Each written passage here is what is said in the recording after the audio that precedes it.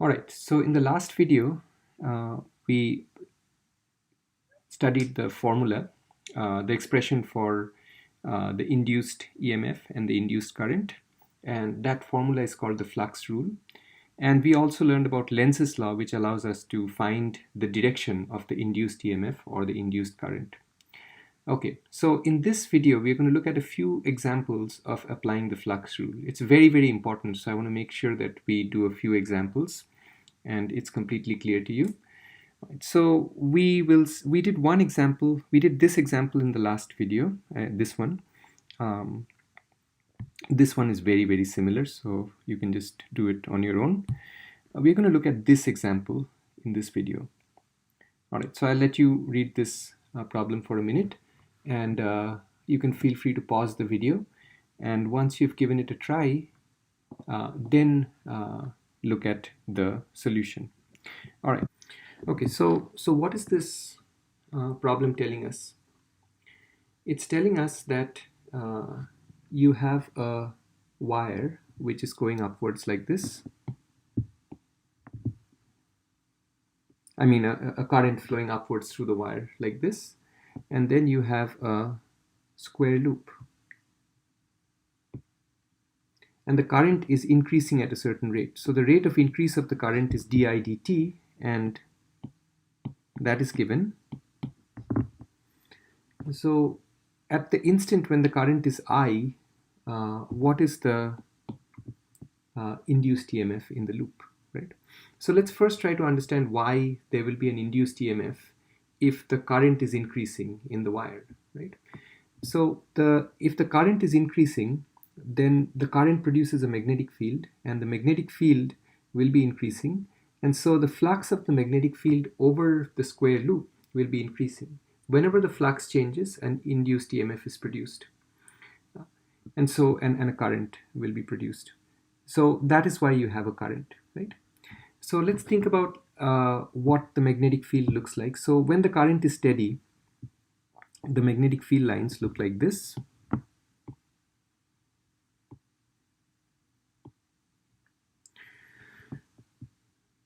So if the current is going upwards, then the magnetic field lines would be kind of in this direction.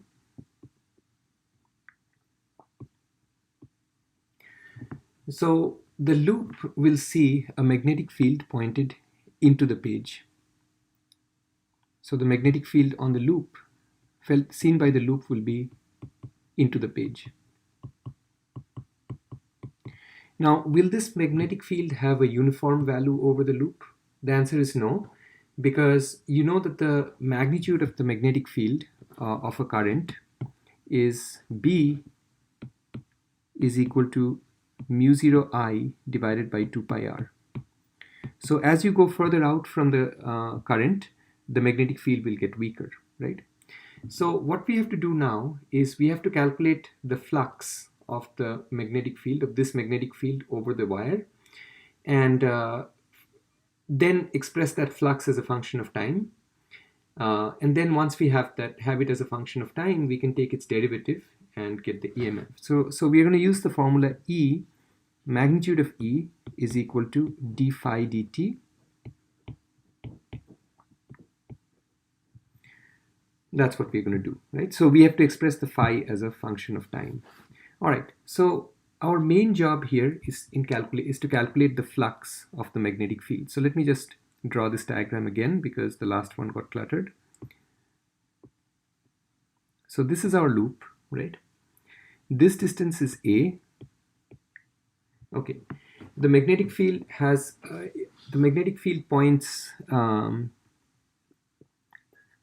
into the page because the current is going upwards. The magnetic field over the loop points into the page, and so I'm going to indicate that with a few. X's.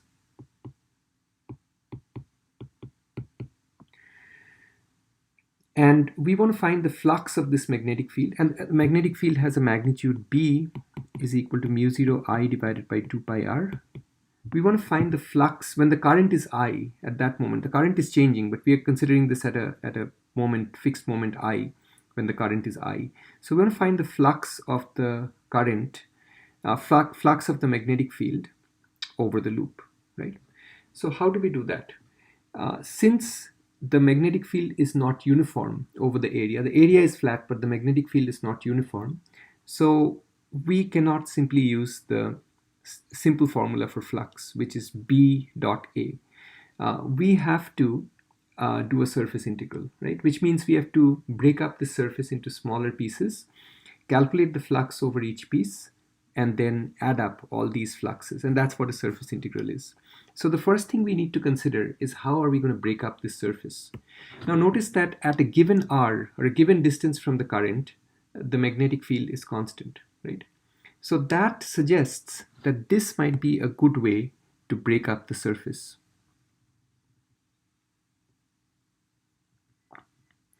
So we're going to break up the surface into thin vertical strips like this.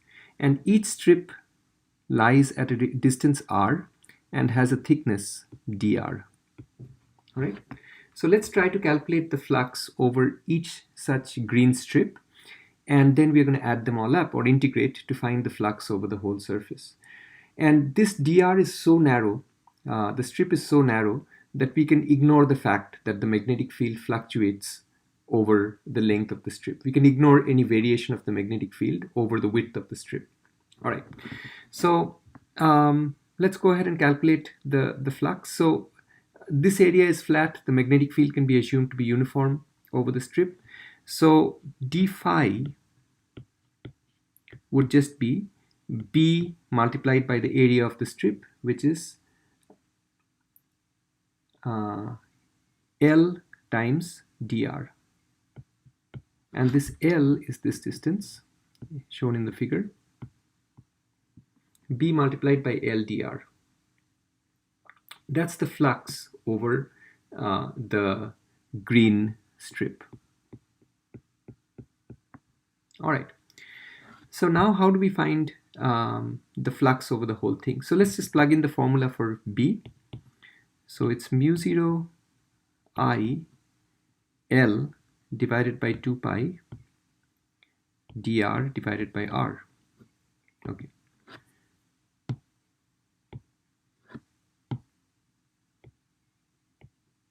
Okay. So now we can integrate this and find the flux over the whole thing, the whole square. So phi would just be integral d phi, which means we are adding up all of these contributions. So that's integral of this expression. I'm just going to pull out all the constant stuff. Dr over r. What are the limits of integration? So the left end of the strip is at r is equal to a, and the right end of the strip is at r is equal to b, and that's shown in the figure.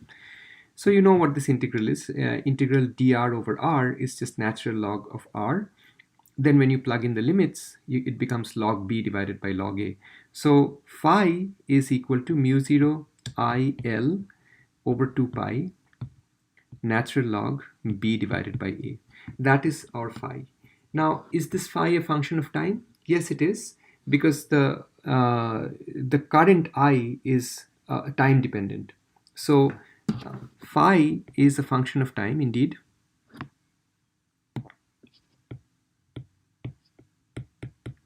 And I'll just write the same thing like this: mu 0 L over 2 pi natural log b divided by a.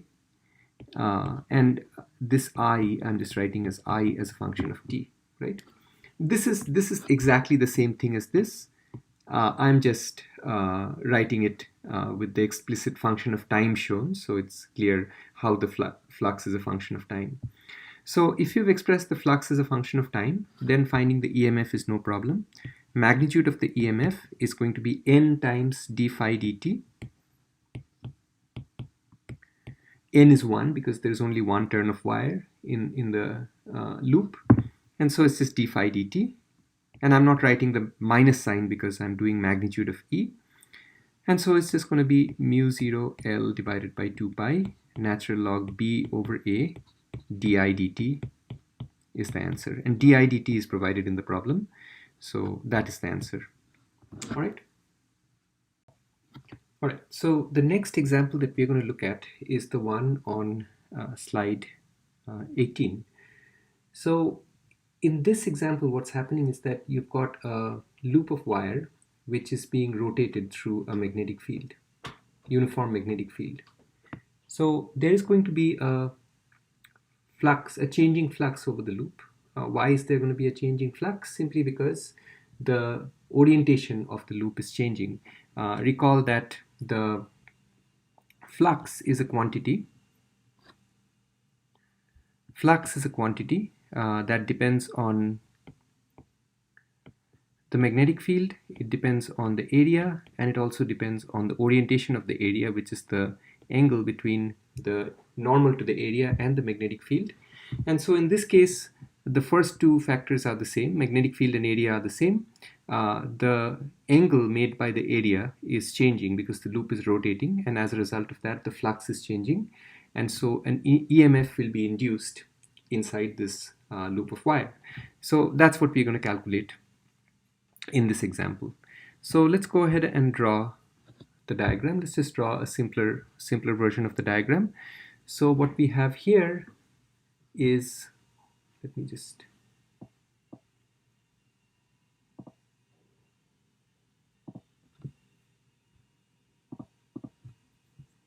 a magnetic field pointed in this direction.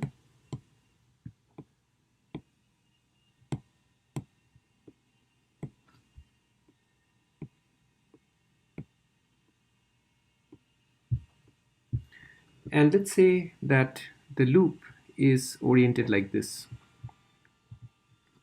Make the loop a different color.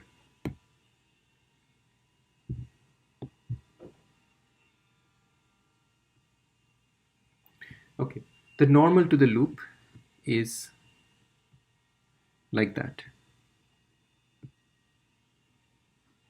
Okay, and this is the situation at t equals 0. And the problem tells us that the angle between the normal to the loop and the magnetic field at t equals 0 is phi, right? All right, now suppose let's consider what the situation looks like t seconds later. So after a little bit of time, the loop might have rotated to a new orientation. So the loop probably looks like this. This is the new orientation of the loop. And its normal now looks like this. Okay, can you tell me what is this angle going to be? This angle right here. So how much has the angle between the normal to the loop and the magnetic field changed? So we are told that the loop is rotating with a constant angular velocity omega. Omega is radians per second, right? So in t seconds, how many radians will the loop have rotated? It will have rotated by an amount omega times t. So this new angle, I mean this change in the angle, is omega times t. So at time t,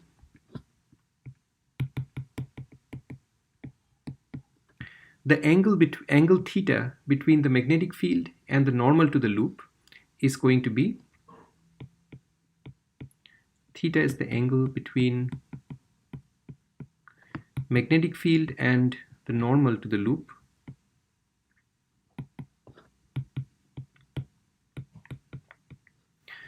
will be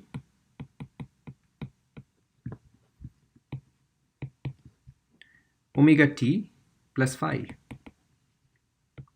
And as a sanity check, you can see that if you set t equals 0, then theta becomes equal to phi, which is exactly what it was at t equals 0. So we've expressed the angle theta as a function of time. So now we can just write down the flux as a function of time. Notice that we can use the simple formula for flux because the magnetic field is uniform. The area that we are considering is flat. And so we can just use the simple formula for the flux. So phi is going to be b times a times cosine of theta, which is ba cosine omega t plus phi. And then once we have the flux as a function of time, we can find the EMF using the flux rule, which is minus n d phi b dt. I mean d phi dt. So here the loop has n turns of wire. So we have an n here. So let's just calculate this. N times BA. The derivative of cosine is negative sine, so that will just make this a plus omega sine omega t plus phi. And so that's the EMF, and that's the answer to the question. And the question is asking for the magnitude of the EMF, so it would just be the absolute value of this would be the magnitude of the EMF. Now, I'll point one thing out over here. You can write this as E is equal to, let's call this quantity E max or something,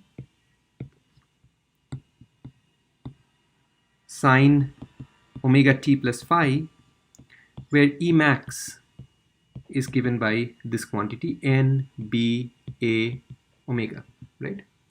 So you can see that the EMF has a sinusoidal dependence on time. So that means if you plot this EMF versus time, it will be a sinusoid.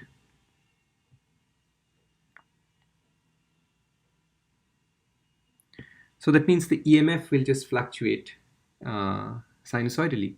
And the current in the loop would just be I, would just be E divided by R, Ohm's law. So that's going to be E max divided by R,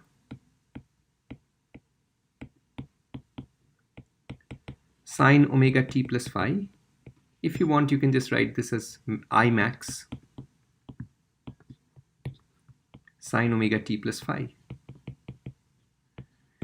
So what this is telling us is that the current has a very similar time dependence. It's also going to be fluctuating like a sine wave, right? So does this sound familiar at all? Do you think you've ever seen this anywhere?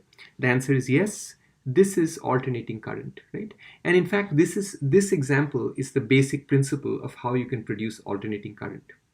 Now, alternating current is a very fascinating subject, and we will not be discussing it. We'll just be very briefly discussing it in chapter 31, but we will not, unfortunately, we'll not be able to get into the details of that very much. So that's sad. But this is the basic principle of how alternating current is produced.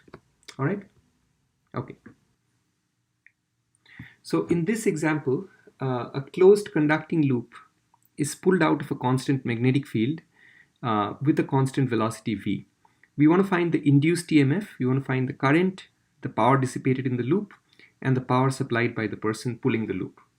Okay.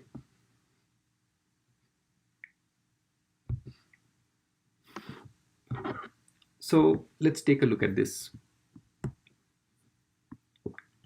So we have a region of magnetic field.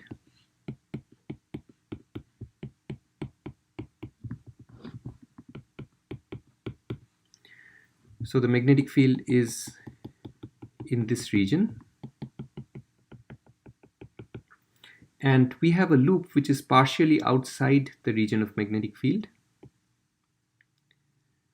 And we are in the process of yanking this loop out of the magnetic region of the magnetic field with a velocity v. So we are exerting some force over here and we are just pulling the loop out, and the loop is moving with a velocity v. All right. So what is the induced EMF and the induced current? So why would there be an induced EMF? Again, it's simply because the flux over the loop is changing. And in this case, the flux is changing because the area in the area of the loop in the magnetic field is being reduced, right? So that's why the flux is changing. Remember, flux depends on magnetic field, area, and orientation of the area. So it's the area that's changing in this example, which is why there's a change of flux. So let's first find out what is the direction of the induced EMF and current. So for that, you would use Lenz's law, right? And let's just go through our standard reasoning for Lenz's law. As far as the loop is concerned, it sees a magnetic field pointed into the board, getting the flux due to that magnetic field is shrinking because the loop is being pulled out, right?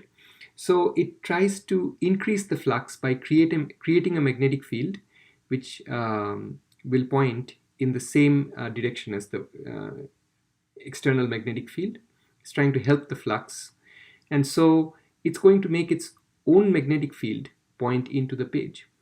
In order to do that, which way does it need to send current? It needs to send current in the clockwise direction, and that is why there will be a current flowing in the clockwise direction through the loop, right? And the EMF which causes the current will obviously also be in the clockwise direction. All right, so let's go ahead and calculate. So what we figured out from Lenz's law is that the EMF will be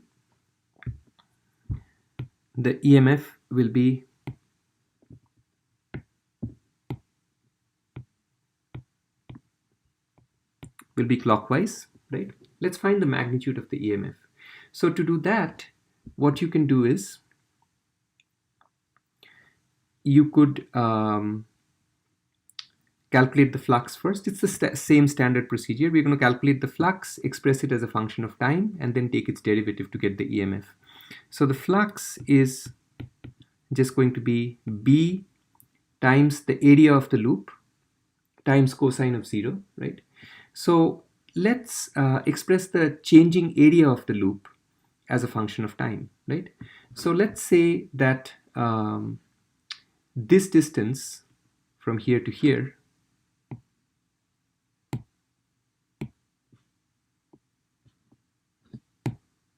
let's call this distance as little x, not to be confused with these x signs. So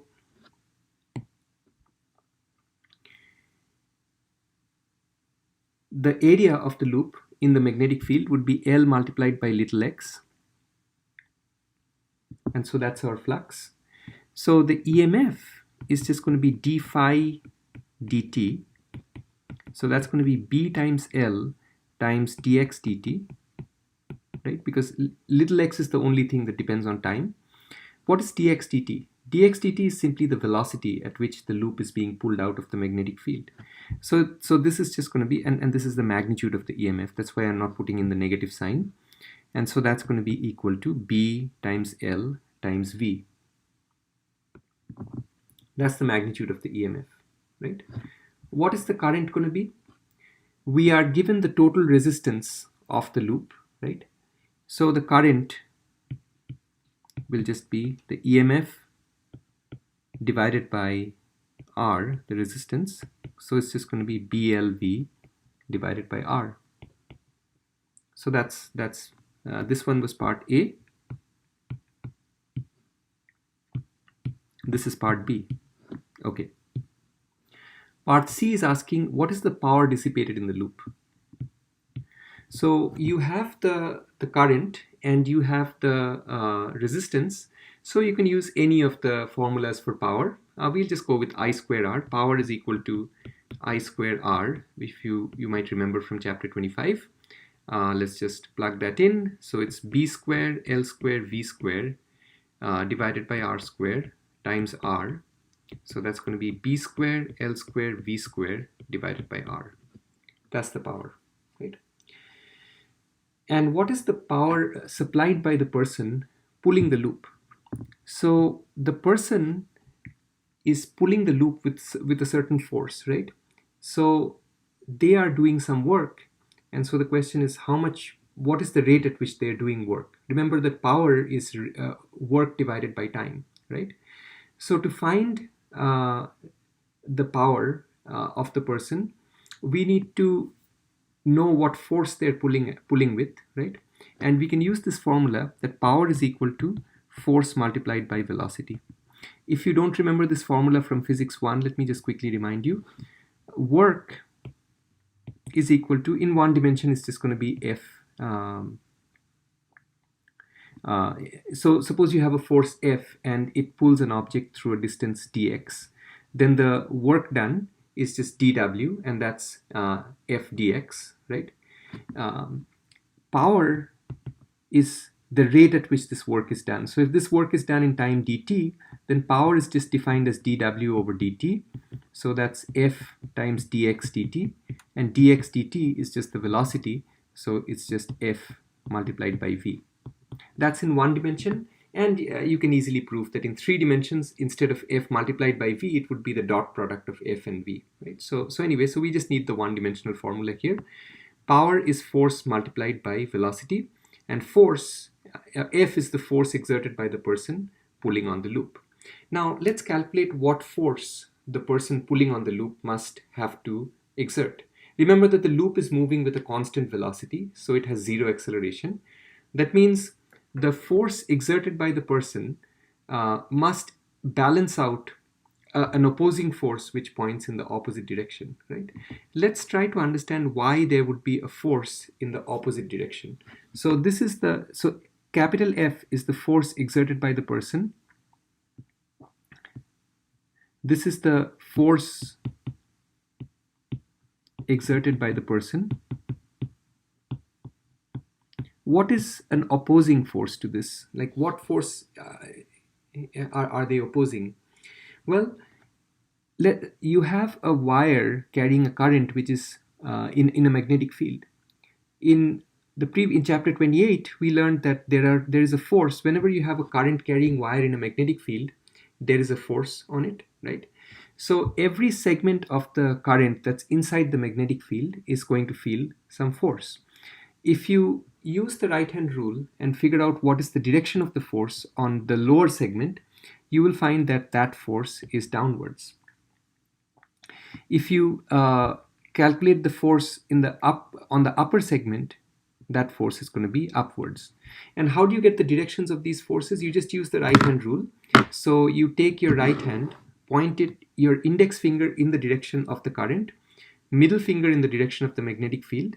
And so for the lower loop, you'll find that your thumb points downwards. And that's why I drew a downward pointing arrow. And for the upper loop, your thumb will point in upwards. And so I drew an upward pointing arrow for the force. And so these two forces will have exactly the same magnitude because the magnetic field and the current are the same for them. So these two forces will just cancel each other out, right? So I'm just going to write this as F2 and this as F3. And these two are just going to cancel each other out. What about the force on the vertical segment of the wire? So that force, let's call that F1, will point to the left, and that is the force with which the person who's trying to drag the loop out of the magnetic field has to contend with, right? So the force, the external force must match F1 for the loop to move with a constant velocity. So we can easily calculate F. So since the loop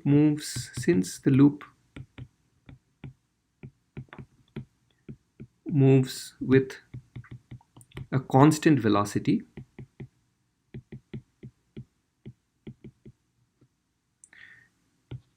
F is equal to F1, right? Which is the force felt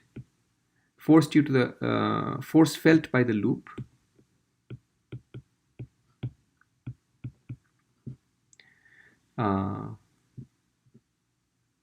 force felt by the vertical current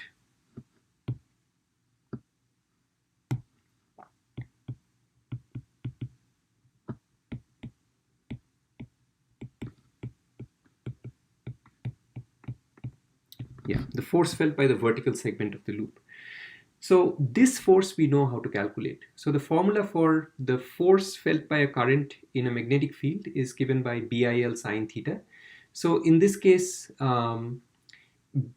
we know what B is, we know what I is, and the angle between the current and the magnetic field is 90 degrees. So sine 90 is 1. So F1 is just going to be B times I times L, right? So that is going to be B times, let's plug in what we had for I. I was BLV divided by R.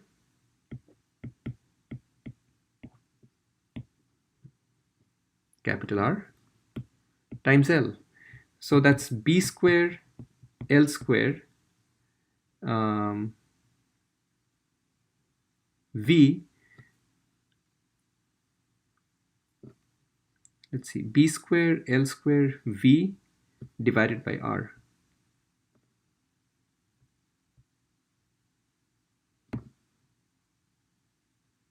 Oh, so that's just F. Sorry, yeah, I was getting things confused. So it's B square L square V divided by R is the force. Now we can go ahead and find the power. Just add a few pages here.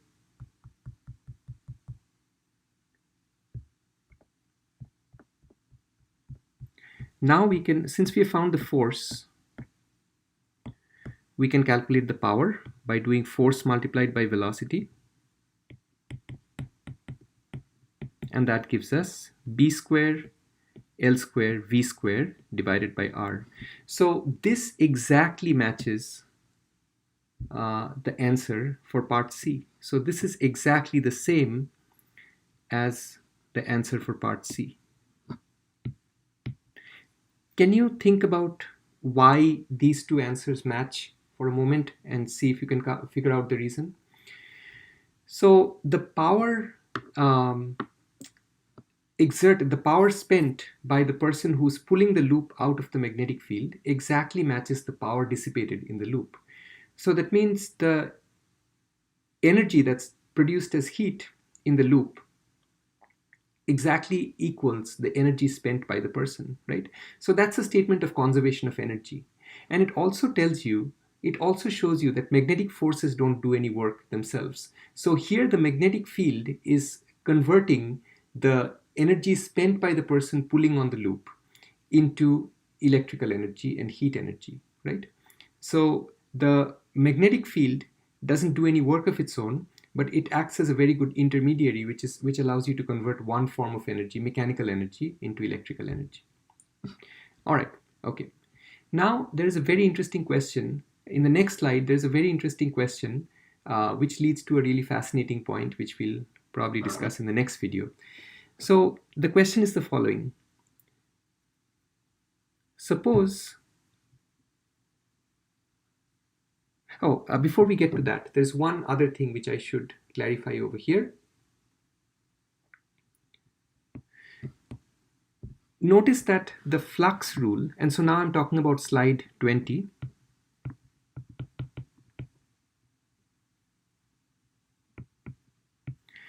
Notice that the flux rule is a nice calculational tool, and I'll just write it in its full form, minus d phi dt, which allows us to, minus n d phi dt. It allows us to calculate the EMF whenever there is a change of flux, right? It allows us to, it's a very good calculational tool. It allows us to calculate the EMF whenever the flux is changing.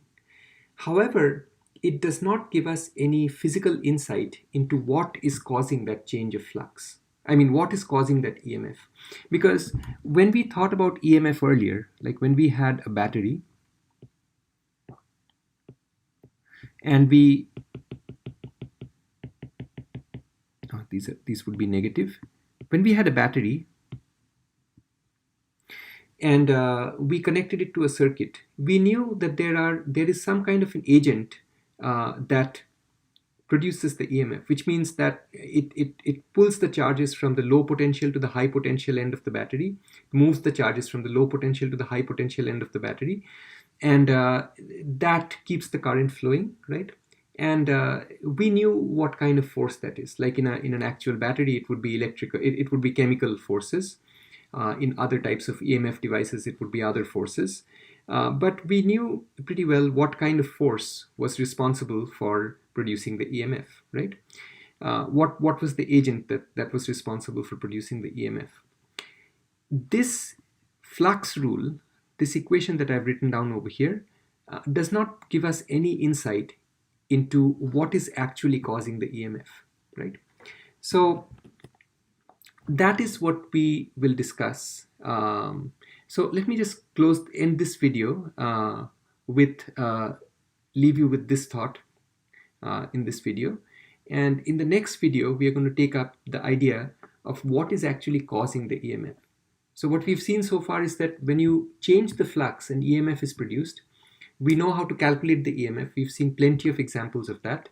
In the next video, we're going to start talking about what causes the EMF. What is it? What is the agency that actually pushes on the charges and makes them go around in a loop and creates the current? So that's what we're going to think about in the next video. So I'm going to end this video over here.